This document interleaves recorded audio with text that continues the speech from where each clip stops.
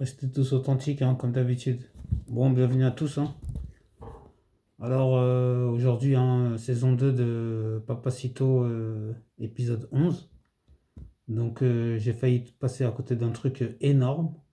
C'est la 24e minute. Donc, c'est comme ça, je m'y attendais pas. Tout d'un coup, il nous parle de 150 ans de République. Que tout le problème de la France, c'est avec 150 ans de République, c'est dû à ces 150 ans justement, et que derrière tout ça, il y avait le diable qui orchestrait tout cela. Jusque-là, je suis d'accord avec lui. Je dis tiens, oh, c'est bien ça, un point commun. Donc, s'il parle d'il y a 150 ans, donc normalement, si j'ai bien compris, ça n'a rien à voir avec les musulmans, ça n'a rien à voir avec l'islam, ça n'a rien à voir avec tout ça, parce que donc la République, ça n'a rien à voir avec ça, avec l'immigration, etc. Donc je me suis dit, bon, bah, c'est bien, on va trouver peut-être les vrais coupables, on va peut-être être d'accord finalement. Et puis, il nous cite le diable, bon, je suis d'accord avec lui, s'il veut, oui, d'accord, la République, c'est le diable, etc. Donc poursuivons, poursuivons, j'espère qu'on va arriver à la même conclusion nous-mêmes. Et puis, sa conclusion, le diable a ses généraux, c'est facile de les identifier, accrochez-vous bien, hein, vous qui les supportez, etc. Maintenant, assumez, hein, ce qu'il dit, hein. Il dit exactement à la 24e minute, hein, de cette interview, il dit les responsables et les généraux du diable sont, je le cite, Mitterrand, SOS Racisme, Quotidien et Canal+. Non mais vous vous rendez compte? Dans le désordre, hein. Il dit à peu près ça, Quotidien, Canal+, je les recite, hein, pour que vous les ayez bien en mémoire. François Mitterrand et le quatrième SOS Racisme. Donc ok.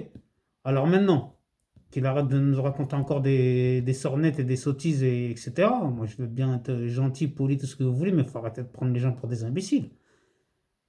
Non, mais vous vous rendez compte de ce qu'il dit? Quotidien, ça appartient à qui quotidien? Ça appartient à TF1.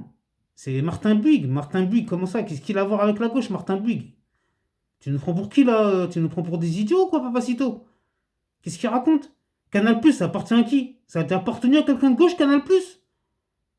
Non, mais c'est une plaisanterie. Ensuite, il nous parle de Mitterrand. Mitterrand, bon allez.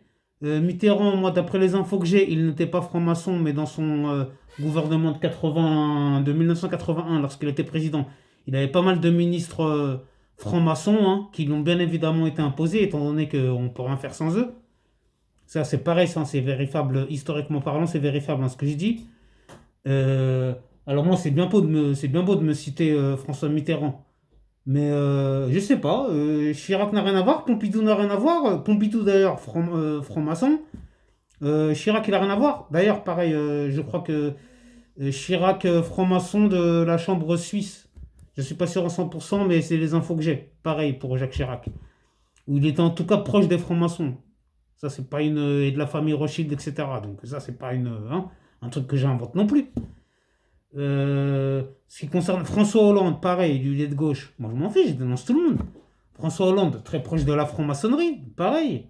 On l'a vu dans les loges, pareil, il s'en est pas caché. Euh, je pense qu'il est franc-maçon, même s'il n'est pas, vous inquiétez pas, ils en mettent pas dans les loges par hasard, hein, la franc-maçonnerie, hein.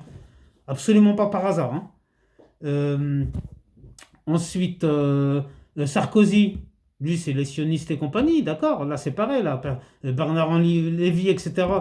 Qu'est-ce que BHL, il est parti faire dans l'histoire en Libye? Non, vous vous dites pas, on dirait que c'était le ministre des Affaires étrangères, BHL, il est parti là-bas, lui, le porte-parole des sionistes, etc. Donc, et tout ça, c'est vérifiable, c'est prouvable, donc, je sais, je vais t'attaquer de rien, il n'y a pas de problème. Donc, Papacito, arrête de nous prendre. Bon, SOS Racisme, c'est pareil. Il n'y a pas de problème. Ça a été récupéré, SOS Racisme, bien sûr. Dès qu'il y a un mouvement qui se crée, de toute façon, c'est récupéré par les élites, c'est récupéré par la franc-maçonnerie, etc. Et ils en font ce qu'ils veulent et ils manipulent les gens. Mais nous, quand on subit le racisme, est-ce que quelqu'un qui subit le racisme va voir SOS Racisme? Mais jamais de la vie. Ça, c'est un truc comme ça qu'on nous met comme ça. C'est comme le fameux imam Chagoulmi, ou je sais pas comment il s'appelle, le président des imams de France, je sais même pas, il représente qui, lui? Il représente que lui-même, ou pareil, les sionistes, les francs-maçonnistes, etc. Pareil, ce fameux imam qui a été en loge franc-maçonniste, qui a été adoubé, qui pareil, qui va à Israël, etc., qui a été pris en photo avec les sionistes, etc. Mais qu'est-ce que je voulais que je vous dise, moi? Moi, je m'en fiche, qu'ils font ce qu'ils veulent, les gens. Mais qu'après, qu'on n'essaie pas de nous faire avaler des couleuvres. Donc, Papacito, s'il te plaît, arrête de manipuler les gens. Toi qui dis qu'est intelligent, qui est éduqué, qui est tout ce que tu veux, qui est instruit, alors arrête de prendre les gens pour des cons, dire que ça fait 150 ans, c'est la République, etc. Pour au final, nous sortir ces idioties à nous raconter Mitterrand, je sais pas quoi, c'est ce racisme quotidien. Oh quoi, et la mère Michel aussi, pendant qu'on y est, qui a perdu son chat. Non, mais c'est. Oh, s'il vous plaît, réveillez-vous, là, ceux qui te suivaient, là, qui étaient en train de venir, de me troller juste pour lui, ou de le défendre inutilement. Vous voyez pas que j'ai raison dans ma vidéo, de ce que je dis, donc concrètement. Je sais pas, prenez votre internet, vérifiez si je vous raconte des conneries. Bon, bref, j'espère avoir mis une fois de plus les choses au point. On se reverra la prochaine fois. Et comme je vous l'ai dit, ne vous inquiétez pas, hein, je vous ferai encore des vidéos sur Zemmour, sur Bassem Bekri, tout ça c'est en attente. Pour l'instant, je m'occupe du podcast Papacito. Je peux pas faire plus de vidéos vu qu'il n'y a pas plus d'abonnements, il n'y a pas plus de vues. Donc vous y allez doucement, j'y vais doucement. Ok, c'est bon, ça sert à rien d'être surexcité. Je préfère faire la qualité que de la quantité. En essayant de faire les deux, bien sûr. N'oubliez pas de rester authentique, prendre soin de vos proches. Et que Dieu soit avec vous et qu'il vous protège. À bientôt, merci.